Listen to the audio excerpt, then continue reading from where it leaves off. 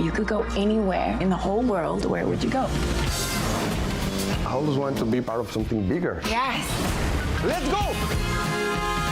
Something that lasts, that means something. Congratulations on the film. It's just so wild. And Diego, I want to go to you.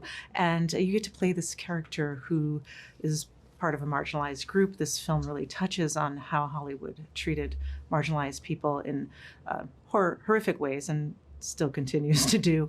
But Manny's really complicated, and along his journey into becoming part of the American dream, he has to also do some unsavory things. And I wonder if you would speak a little bit to playing this character, this very complex character. What I love about Manny is Damian told me one day something about Pacino's performance in The Godfather, and he told me that it's very interesting to watch a smart character losing his soul step by step. It's not it's not evil or good, no, it's more like a complex character. And that was very helpful because I think Manny is a dreamer, but he also pay the price of success, you know? And if you want something, you have to pay for it. There's a cost. Yeah, absolutely, with him. And Margot, you play this incredible character. And, it really highlights how women are commodified in Hollywood, especially at that time. And not only that, but she enters into this relationship with Lady Faye, and that's taken away from her. And I wonder if you would talk about the intersections of, even among the bacchanal of this film, that relationship is not okay in the wider circles.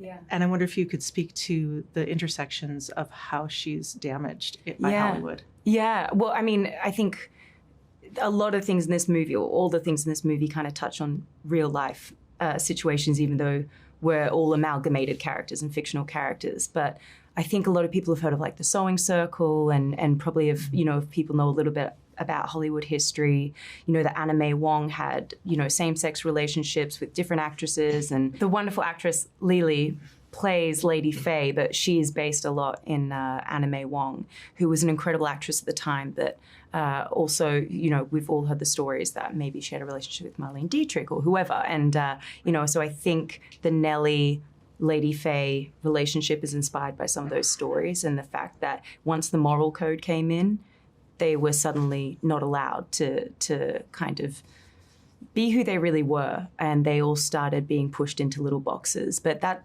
in this movie, the purpose of that, I think, is to show the transition. Like at the start, it was like this free-for-all, there was no rules, everyone was kind of like starting this thing, and then once it became successful and people started making money out of it, that's when they started imposing rules on it and these kind of social constructs. So there are a lot of people who end up being collateral damage with that kind of evolution.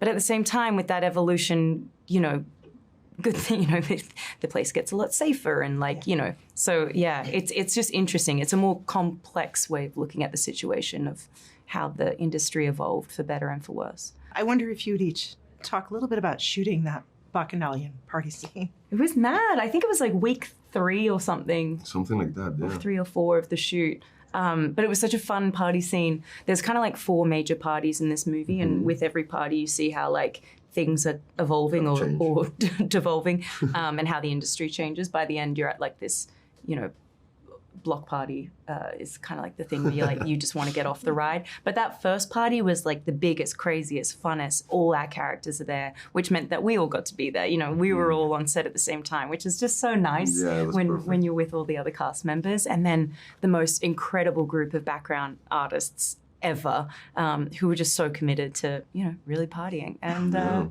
it felt like a never-ending party. Like, I loved it. Yeah, me too.